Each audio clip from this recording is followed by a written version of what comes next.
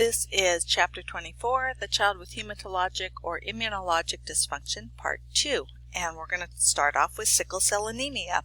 So this is a hereditary disorder, so it's passed on. It's autosomal recessive, and the problem is this abnormal adult hemoglobin. Instead of that nice round biconcave red blood cell, when it is triggered, and usually that's by illness, hypoxia, acidosis, dehydration, anything like that, it'll trigger it to change to a sickled shape. In the U.S., we primarily see African Americans. In other parts of the world, that's not necessarily true. The thought is this probably was selected for in certain parts of the world that have malaria because the sickled hemoglobin are not as vulnerable to the parasite of malaria. So remember, this is autosomal recessive, so if we have both parents have one normal adult hemoglobin cell or gene and one for sickled, they're going to give half of their children the normal, half of their children the sickle. So one lucky kid gets the normal from both and is not a carrier. Two of them get a normal from one and a sickle from the other. So they are carriers but do not have the disorder. And one unfortunate child gets the sickled gene from each parent, each carrier parent, and ends up having the disorder. So the main pathophysiology here is this hemoglobin shape. It pulls, and instead of staying round, it turns it into kind of a almost a half moon or sliver moon kind of shape. Those sickled hemoglobin are very stiff and rigid, and so they catch on each other and will plug up capillaries. And our book talks about if you pour marbles down a tube, they just run through, but if you pour screws, they bang and stick much more, and then anywhere where there's bends in the tube, the marbles will go through, those screws will catch and get stuck on each other, and that's exactly what happens. So wherever there are small bending capillaries, and this is primarily in the joints that it will happen, or it can happen anywhere, but especially where there's bends like in the joints. So we get obstruction in the microcirculation, and when you plug up that those capillaries, the tissue beyond it is not getting blood flow, which means it's not getting oxygen, so it becomes ischemic. Ischemic tissue is painful, and then the RBCs get stuck there, get damaged, they fall apart, and you end up with the anemia because these RBCs that are getting stuck get destroyed. So we don't see it under a year of age because a newborn still makes some fetal hemoglobin, and so it's not till they've really converted over to all adult hemoglobin that we start seeing the first problems. There is a test, the sickle turbidity test, that we can do that tells us if the child has the trait. It does not tell us if they have the disease or if they're a carrier. So if that comes out positive, then we do a hemoglobin electrophoresis to figure out, are they simply a carrier or do they have the actual disorder. And here's a picture kind of showing you, here's our sickled hemoglobins. You can see those shapes, and those shapes, these biconcave red blood cells that are pretty flexible can go through these little bends easily, but these get caught on each other and stuck, and then the blood doesn't go past, so you get the ischemic tissue, and they get damaged and break apart, and you end up anemic. So where does this happen? And basically the answer is anywhere, but most often we call it a vaso-occlusive crisis because we plug up those vessels, and it's often in the joints, but it can be in the brain, which is a stroke. It can be in the heart or the lungs. We can get sequestration, which is to kind of keep it all together, can happen in the liver or the spleen. So those fill up with blood, very vascular organs, right? And joints. Anyway, so that's all the different places it can happen, which is pretty much anywhere. So here's just a little kind of schematic. Again, something triggers those cells to sickle. Dehydration, acidosis, fever, hypoxia are all things that can trigger it. And then we get the breakdown of the cells causing the anemia, and we get the vaso-occlusion, and that, depending on what organ it's in, causes problems based on that organ. So things that precipitate this, that cause a crisis to happen, is anything that increases the body's need for oxygen or changes oxygen transport. So a trauma, especially if you've lost blood, that's going to make you a little bit hypovolemic. Fever or infection will trigger it. Even physical and emotional stress, depending on how much of the sickle hemoglobin versus normal the child makes, can make a difference of how much kind of physical emotional stress can trigger a crisis. Anything that increases the blood viscosity, like dehydration, if you take fluid out and leave all the cells, the blood's going to be more viscous, right? And then hypoxia, and even things like high altitude or airplanes, the pressurized air in airplanes, hypoventilation if they're not breathing well, or vasoconstriction because of hypothermia. You get really cold and all your superficial capillaries constrict, right? So our most common type of crisis is a vaso-occlusive crisis.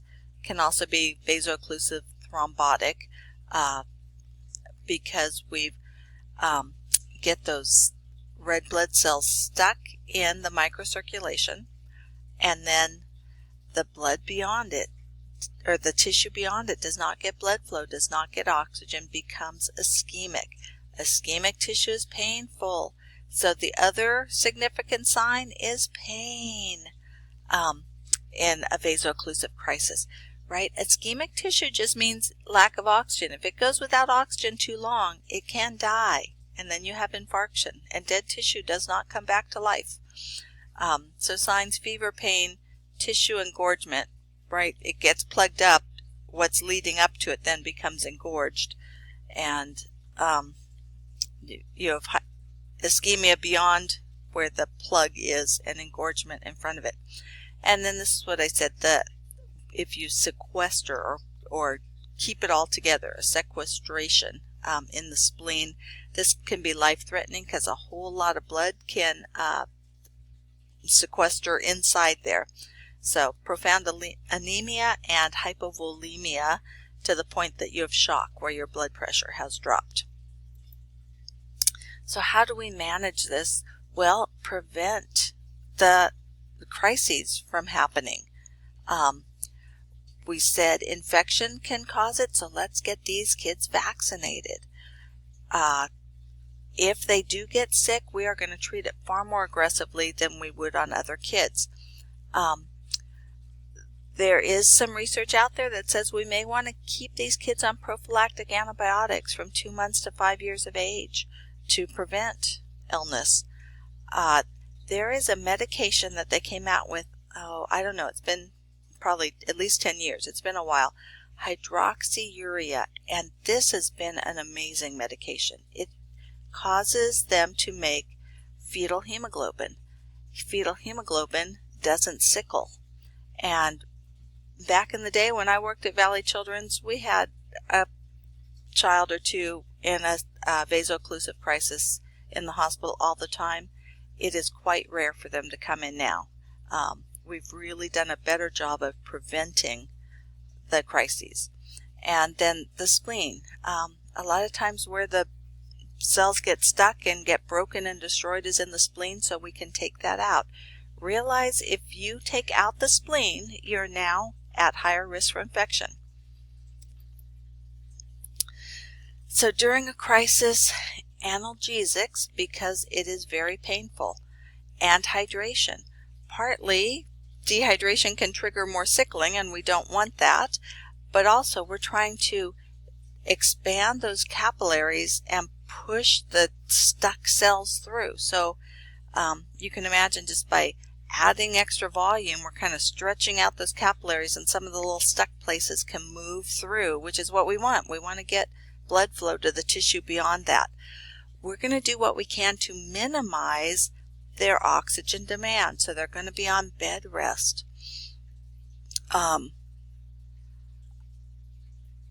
So to minimize their energy and their oxygen use. Electrolyte replacement, because when you're hypoxic, when you're dehydrated, those things all cause metabolic acidosis. When your cells are having to metabolize without oxygen, without good blood flow, those acidic waste products build up, and that causes more sickling to happen. So we're going to be watching their electrolytes, particularly their pH and CO2, trying to keep them from being acidotic. Sometimes they may become anemic to the point that they need blood replacement, and part of that is reducing the viscosity of the sickled blood. Antibiotics, if there's any infection, O2 is not very helpful, because the issue is not that the hemoglobin's not carrying oxygen, it's that the hemoglobin can't get to the tissue to deliver the oxygen. But occasionally it may help, especially if they're feeling a little short of breath.